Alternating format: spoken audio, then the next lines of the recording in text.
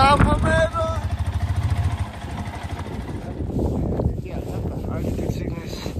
accommodation नगरी आयो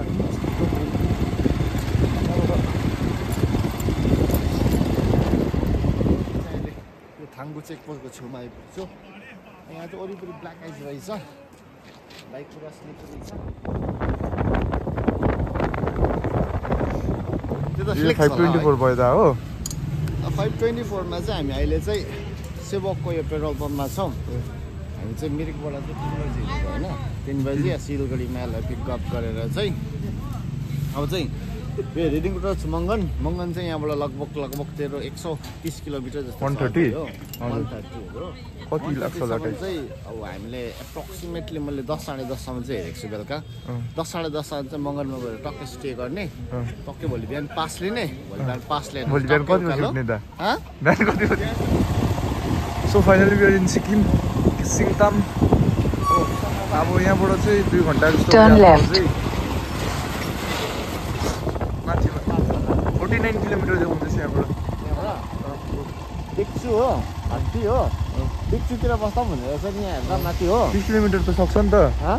30 kilometre सक्छ नि 49 चाहिँ गाह्रै छ हो नाम्ची 47 नाम्ची यता रहेछ हो डिक्चु उता रहेछ हो हामीले हेर्ने भनेको डिक्चु चाहिँ छ अब सबभन्दा छु डिक्चु मगनको बाटो चाहिँ यस्तो रहेछ है सिक्किम मगनको बाटो चाहिँ यो खालको रहेछ हामी कहाँ छौँ डिक्चु ड्याम पुग्न आँट्यौँ होइन अब हामी चाहिँ 48 कति 49 किलोमिटर चाहिँ अब हामीलाई लगभग क्रस गर्ने चाहिँ 5-6 आवर्स लाग्ने रहेछ होइन हेरिहाल्नु अब यताको कन्डिसन होइन अहिलेसम्म यतिको अप्ठ्यारो बाटो चाहिँ यतिको उयस चाहिँ अब यतिको लामो हिलो बाटो चाहिँ अहिलेसम्म कुदाएको थिएन होइन लाइफमा वान टाइम एक्सपिरियन्स भयो वान टाइम एक्सपिरियन्स होइन बाइकको कन्डिसन देखाल्नु त्यहाँनिर शिटम्यान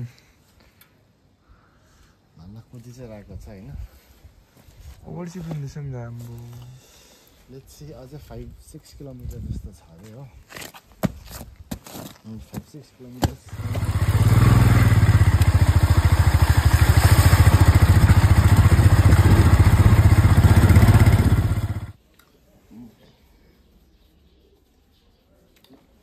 मर्निङ दा गुड मर्निङ भाइ उठ्दिएको कहाँ बिहान भएछ हौ त अचानक आज क्या बिहान भएछ दा के अरे बिहान कहाँ भएछ आज चाहिँ मङ्गनमा बिहान भएछ कति अराउन्ड कति बजीतिर आयो त्यो ब्याट्री नभएर भिडियो नि गर्नु पाएन है 1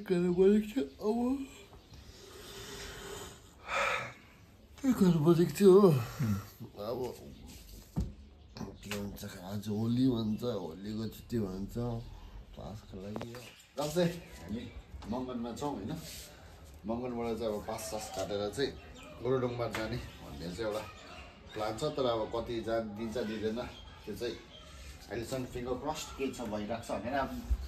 गोरुडोङ मार्गको चाहिँ मेन चाहिँ हाम्रो के छ भन्दाखेरि चाहिँ अब त्यहाँ पुगेर चाहिँ अब ग्रान्डाला भन्ने एउटा चरा हुन्छ ब्लू कलरको जुन चाहिँ अब नर्थ सिक्किममा मात्रै पाउँछ होइन त्यसको लागि चाहिँ अब एकदम एक्साइटेड छु अहिले चाहिँ 2000 वटा फ्लकसम्म हुन्छ अरे त्यो चरा चाहिँ हो ब्लड पिजेन्ट पनि पाउँछ अरे होइन ब्लड पिजेन्ट सिजन टक्कै हिँडाइदिने टक्कै पोस्ट गरिदिने यहाँ 2टा राम्रो कलेक्सन चाहिँ अब एड गरिदिने मेरो बर्डिङ लिस्टमा होइन अब हिजोको यात्रा त्यस्तै भयो आज चाहिँ हिजो कस्तो भयो भन्दै त भाइ हिजो त्यस्तै भयो हिजोको यात्रा कस्तो गोप्रो लानु दिँदैन माथि भनेर मलाई थाहा छ हेरौँ लेट्स सी है टक्कै गरेर चाहिँ फिङ्गर क्रस्ट होइन मैले एउटा काम त लाग्दो बिर्सेछु के बिर्सेछु भन्दा बिर्सेछु नि हिजो क्यामेरा बिर्सेछु त्यो ब्याट्री बिर्सेछु हो अब यो हाम्रो यन्त्र हो यन्त्र रान्डालालाई चाहिँ टक्कै हिर्काइदिउँ होइन अब कस्तो छ त भाइ मङ्गनमा अप्पर मङ्गनले त्यहाँ पर्मिट चाहिँ खोलेको छैन रहेछ हो पर्मिट भएन नि लापत्ता हो पर्मिट भयो भने चाहिँ ठेगाना पाउँछ पर्मिट भएन भने चाहिँ लापत्तागञ्ज हुन्छ हाम्रो होइन ठिकै छ हामी चाहिँ पर्मिट बनाइरहेछौँ नर्थ सिक्किम छिर्नको लागि चाहिँ अहिले चाहिँ हजुर हजुर एउटा सबमिट गरिदिनु अरे यहाँ चाहिँ एउटा चाहिँ जेरोक्स यहाँ चाहिँ थ्याङ्क यू हामी चाहिँ अहिले चाहिँ कहाँ छौँ यहाँ देखान है हामी चाहिँ यहाँ मङ्गन होइन मङ्गन यस्तो गएर चाहिँ हामी यहाँ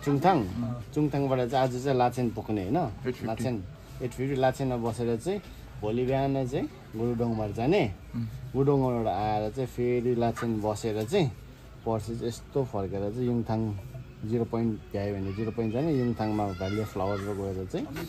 टक्कै आएर चाहिँ सट्टै सिलगढी फ्ल्याक्टै त्यहाँबाट मन्डे चाहिँ स्कुल डङ पढाइदिएको हो सो अहिले चाहिँ हामी यहाँ नर्थ सिक्किमको वेमा छौँ मजाले ब्रिज देख्नुहुन्छ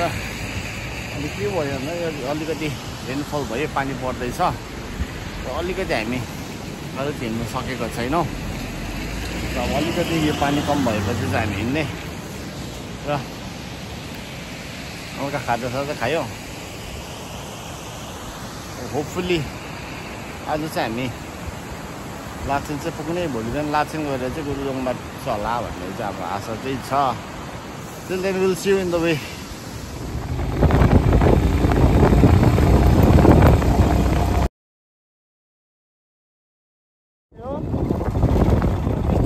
कस्तो डरलाग्दो चाहिँ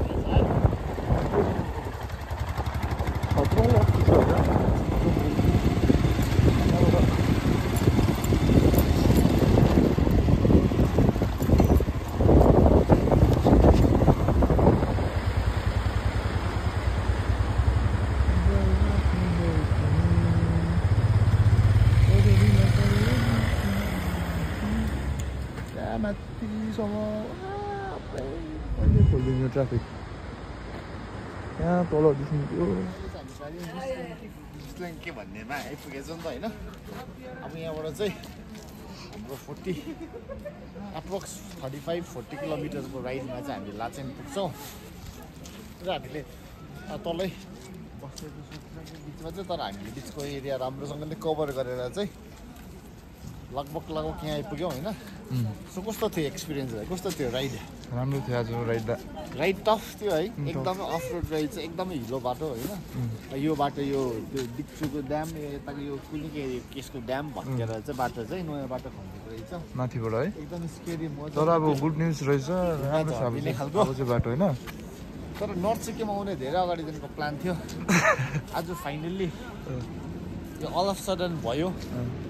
र एकदम आइएम ह्याप्पी होइन मजा आइदिइरहेको छ अहिलेसम्म अब अझै मोर टु गो नि त भोलि अब आज गएर लाचेनमा कस्तो हुन्छ स्टे त्यो हेर्नु पऱ्यो भोलि गुरुडोङमा गएर के हुन्छ द्याट इज एक्साइटिङ नि त त्यो कुरा अझै होइन अन्त यहाँ चाहिँ कस्तो भन्दाखेरि चाहिँ अब यो एउटा टिपिकल भिलेज हुन्छ नि एउटा मजाको है म त दामी लाग्यो त हिजो हो म चाहिँ बिहा गरेर यतै पो बस्दैछु भनेर सोच्दैछु होइन नर्थ सिक्किमको यात्रा है यस्तै छ नर्थ सिक्किमको यात्रा है पहिला यस्तो त अब के भन्नु है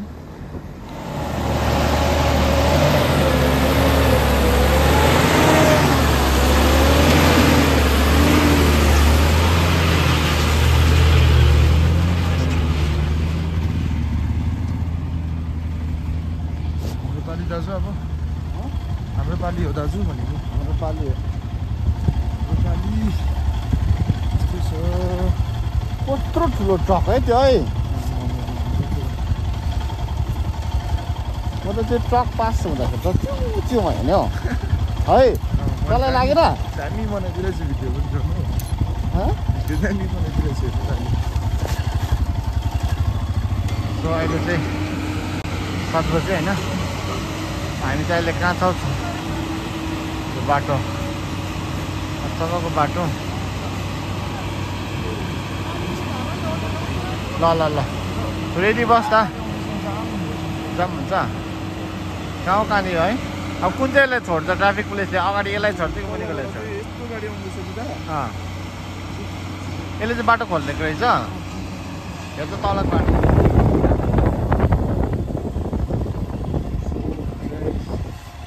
लाचेन आइपुगेको जस्तो छ है सो हामी चाहिँ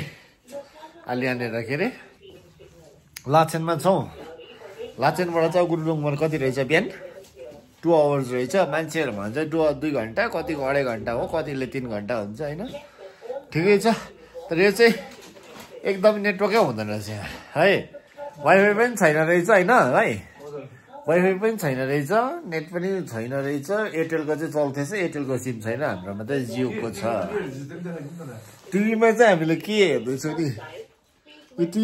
टिभी हेर भनेको टिभी मात्रै रहेछ त्यहाँ केही आउँदैन रहेछ होइन अब चाहिँ नर्थ सिक्किम भने नर्थ सिक्किम पनि आइयो